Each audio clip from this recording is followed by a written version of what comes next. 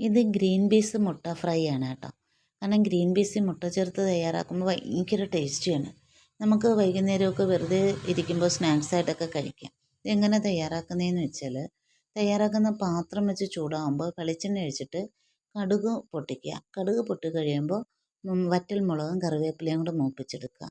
അത് മൂത്ത് കഴിയുമ്പോൾ ഒരല്പം ഇഞ്ചി ചതച്ചത് അതിലേക്കിട്ട് അതും കൂടെ ഒന്ന് നന്നായിട്ട് മൂപ്പിക്കണം. ഇഞ്ചി മൂത്ത് കഴിഞ്ഞതിന് ശേഷം നന്നായിട്ട് മൂക്കുക. അതിന് ശേഷം ഒരു മീഡിയം സൈസ് സവാള വളരെ പൊടിയായിട്ട് അരിഞ്ഞത്, ഞാൻ ചോപ്പ് ചെയ്താണ് എടുത്തത്, പൊടിയായിട്ട് അരിഞ്ഞെടുത്തത് അതിലേക്ക് തട്ടണം. തട്ടി അതും കൂടെ നന്നായിട്ട് ഒന്ന് വഴറ്റിയെടുക്കണം. ലേശം ഉപ്പും കൂടെ ചേർത്ത് നമുക്കൊന്ന് വഴറ്റിയെടുക്കാം. അത് വഴന്ന് നല്ല ബ്രൗൺ കളറായി വരണം. ആ സമയം വരെ നമുക്കൊന്ന് വഴറ്റിയെടുക്കാം. അത് വഴന്ന് വന്നതിന് ശേഷം ഉപ്പിട്ട് വഴറ്റുമ്പോൾ നമുക്ക് കുറച്ചുകൂടെ എളുപ്പമാണ് അത് വഴറ്റി കിട്ടാനായിട്ട്. അതുകൊണ്ട് എപ്പോഴും നമ്മൾ സവാള വഴറ്റുമ്പോൾ ഉപ്പ് ചേർത്ത് വഴറ്റുന്നതാണ് നല്ലത്. അത് നന്നായിട്ടൊന്ന് വഴന്ന് വന്നതിന് ശേഷം നമുക്കിനി ഇതിലേക്ക് വേണ്ടത് ഇതിൻ്റെ മസാല ചേർക്കാം. ഇത് ഗ്രീൻ പീസ് മുട്ട ഫ്രൈ ആയതുകൊണ്ട് ഒരുപാട് മസാലകളൊന്നും ഇതിൽ വേണ്ട കേട്ടോ. വളരെ കുറച്ച് മസാല മതി. ആദ്യം നമുക്കതിലേക്ക് ഒരല്പം മഞ്ഞൾപ്പൊടി ചേർക്കാം. പിന്നെ എരിവിന് കുറച്ച് മുളക് പൊടി, ഭയങ്കര എരിവൊന്നും ഇതിന് വേണ്ട. മുളക് പൊടിയും കൂടെ ചേർത്ത് ഇളക്കി അതിൻ്റെ പച്ച മണം ഒന്ന് മാറ്റിയെടുക്കണം. നമ്മളിതിൻ്റെ പച്ച മണം മാറിക്കഴിഞ്ഞിട്ട്, അതായത് മീഡിയം ഫ്ലെയിമിലിട്ട് ചെയ്താൽ മതി. അപ്പോഴത്തേക്കും നമുക്ക് അടിയിൽ പിടിക്കാതെ തന്നെ ഇതിൻ്റെ പച്ച മണം മാറ്റിയെടുക്കാൻ പറ്റും. പച്ച മണം മാറിക്കഴിയുമ്പോൾ പിന്നെ നമുക്ക് ഇതിലേക്ക് വേണ്ടത് 2 മുട്ടയാണ് കേട്ടോ. 2 മുട്ട അത് ഈ ഉള്ളിയൊക്കെ സൈഡിലോട്ട് മാറ്റിയിട്ട് നടുക്കിങ്ങനെ ഒരു കുഴി ഉണ്ടാക്കിയിട്ട് 2 മുട്ട അവിടത്തേക്ക് പൊട്ടിച്ചൊഴിക്കുക.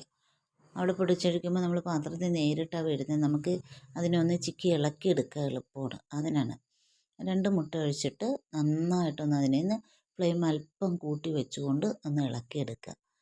ആദ്യം കുഴഞ്ഞായിരിക്കും വരിക. പതിയെ പതിയെ മുട്ട വേവുന്നതിനനുസരിച്ച് അതങ്ങോട്ട് ഡ്രൈ ആവാൻ തുടങ്ങും. ആ രീതിയിലാകുന്നത് വരെ നമ്മൾ അല്പം ഫ്ലെയിം കൂട്ടി വെച്ച് ചെയ്തിട്ട് പിന്നെ ഫ്ലെയിം അങ്ങ് ലോയിലേക്ക് ആക്കുക. ലോയിലേക്ക് ആക്കി വെച്ചിട്ട് ഇതിനെ നന്നായിട്ടൊന്ന് ഇളക്കി നമ്മളൊന്ന് ഒരു മിനിറ്റ് അല്ലെങ്കിൽ 2 മിനിറ്റ് ഒന്ന് അടച്ച് വെക്കുക. അത് ലോ ഫ്ലെയിമിൽ വെച്ച് തന്നെ അടയ്ക്കണം. കാരണം മുട്ട ചേർത്തിരിക്കുകയാണ്. മുട്ട അടിയിൽ പിടിച്ച് കരിഞ്ഞു പോയാൽ പിന്നെ മൊത്തം ടേസ്റ്റ് പോകും. അതുകൊണ്ടാണ്. ഒരു 2 മിനിറ്റ് കഴിഞ്ഞിട്ട് നമുക്ക് മൂടി തുറന്ന് ഇതുപോലെ ഒന്നുകൂടെ നന്നായിട്ട് ഇളക്കിയെടുക്കുക. അപ്പോഴത്തേക്ക് അത് മുട്ടയൊക്കെ വെന്ത് ആ കുഴഞ്ഞ പരുവം മാറി ഇതിങ്ങനെ ഡ്രൈ ആയി വരും. ആ സമയത്തേക്ക് നമുക്ക് ഗ്രീൻ പീസ് വേവിച്ച് വെച്ചിരിക്കണം. വേവിച്ച് വെച്ചേക്കുന്ന ഗ്രീൻ പീസ്, ഉപ്പിട്ട് വേവിച്ച ഗ്രീൻ പീസാണിത് കേട്ടോ. ഇതിലേക്ക് തട്ടാം. ഞാൻ ഗ്രീൻ പീസ് കറിക്ക് വേവിച്ചതാണ്. അതിൽ നിന്ന് കുറച്ച് മാറ്റി വെച്ചാണ് ഞാൻ ഇങ്ങനെ ഒരു ഫ്രൈ തയ്യാറാക്കിയത്. അത് കറി വെച്ചത് മാറ്റി വെച്ചിട്ടുണ്ട്. ഇത് ഫ്രൈ ഇങ്ങനെയാക്കി ഗ്രീൻ പീസ് കറി തയ്യാറാക്കുന്ന വീഡിയോ ഞാൻ നേരത്തെ ഒത്തിരി ഇട്ടിട്ടുണ്ട്. അതുകൊണ്ടാണ് ആ വീഡിയോ എടുക്കാതെ ഈ ഫ്രൈയുടെ വീഡിയോ ഞാൻ എടുത്തത്. ആ ഗ്രീൻ പീസ് കൂടെ ചേർത്തിട്ട് നമുക്കിതിനെ നന്നായിട്ട് ഒന്ന് ഇളക്കി എടുക്കണം. ഒരു 1-2 മിനിറ്റ് നന്നായിട്ട് ഇളക്കിയിട്ട് ഒന്ന് അടച്ചു വയ്ക്കുക. അടച്ചു വെച്ചിട്ട് വീണ്ടും ഒന്ന് അടപ്പ് തുറന്ന് നന്നായിട്ട് ഇളക്കിയെടുക്കുക. അത് നന്നായിട്ട് മൂത്ത് വരുന്ന നല്ല ഒരു മണം കിട്ടും. ആ സമയമാകുമ്പോഴത്തേക്കും നമുക്ക് ഇതിലേക്ക് കുറച്ച് മല്ലിയിലയുടെ ഫ്ലേവർ ഇഷ്ടമുള്ളവർക്ക് അതുകൂടെ ചേർക്കാം. അതുകൂടെ ചേർക്കുമ്പോൾ നല്ല ടേസ്റ്റാണ് കേട്ടോ. കുറച്ച് മല്ലിയിലയും കൂടെ അരിഞ്ഞത് അതിലേക്ക് ചേർത്തൊന്ന് ഇളക്കിയെടുത്താൽ മാത്രം മതി. നമ്മുടെ മുട്ടയും ഗ്രീൻ പീസും ചേർന്ന ഫ്രൈ ഇവിടെ റെഡി ആയി കഴിഞ്ഞു. ഇത് നമുക്ക് അപ്പം ചുട്ടിട്ട് അപ്പത്തിന് കറിയായിട്ട് കഴിക്കാൻ പറ്റും. അപ്പത്തിനോടൊപ്പം നമുക്ക് ഈ ഗ്രീൻ പീസ് മുട്ട ഫ്രൈ നല്ല ടേസ്റ്റി ആയിട്ട് കഴിക്കാം കേട്ടോ. ചൂടപ്പവും അല്ല, ചപ്പാത്തിയാണ് ഉണ്ടാക്കുന്നതെങ്കിൽ ചപ്പാത്തിക്കൊപ്പവും കഴിക്കാൻ പറ്റിയതാണ്. ഗ്രേവി ഇല്ലാന്നേ ഉള്ളൂ, പക്ഷെ നല്ല ടേസ്റ്റി ആയിട്ട് നമുക്ക് കഴിക്കാൻ പറ്റും. ഞാൻ ഇത് അപ്പം ചുട്ടിട്ട് അപ്പത്തിനോടൊപ്പവും കഴിക്കാനെടുത്തു. പിന്നെ അല്ലാണ്ട് കുറച്ച് മാറ്റി വെച്ചിട്ട് വൈകുന്നേരത്തെ സ്നാക്സായിട്ട് കഴിക്കാമെന്ന് കരുതി. ഒരു കട്ടൻ ചായയായിട്ട് ഇതും കൂടെ കഴിക്കാൻ നല്ല ടേസ്റ്റാണ്.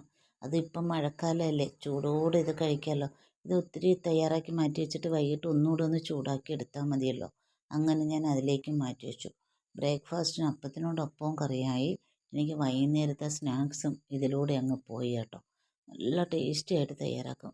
നിങ്ങളൊന്ന് തയ്യാറാക്കി നോക്കണേ. ഗ്രീൻ പീസ് മുട്ട ഫ്രൈ തീർച്ചയായും ഇഷ്ടപ്പെടും കേട്ടോ. കുട്ടികളൊക്കെ ഇത് പിടിച്ച് മേടിച്ച് കഴിച്ച് തീർക്കും. അത് ഉറപ്പുള്ള കാര്യമാണ്. എങ്ങനെയുണ്ട് എൻ്റെ ഈ വീഡിയോ? നിങ്ങൾക്ക് ഇഷ്ടമായോ? ഇഷ്ടമായെങ്കിൽ ലൈക്ക് ചെയ്യാൻ മറക്കല്ലേ. സബ്സ്ക്രൈബ് ചെയ്യാത്തവർ ഒന്ന് ചെയ്ത് സപ്പോർട്ട് ചെയ്യണേ. ഈ വീഡിയോ കണ്ടിട്ടായാലും ചെയ്തിട്ടായാലും എന്തെങ്കിലും അഭിപ്രായങ്ങളുണ്ടെങ്കിൽ കമൻറ്റ് ചെയ്തേക്കണേ ഒന്ന്.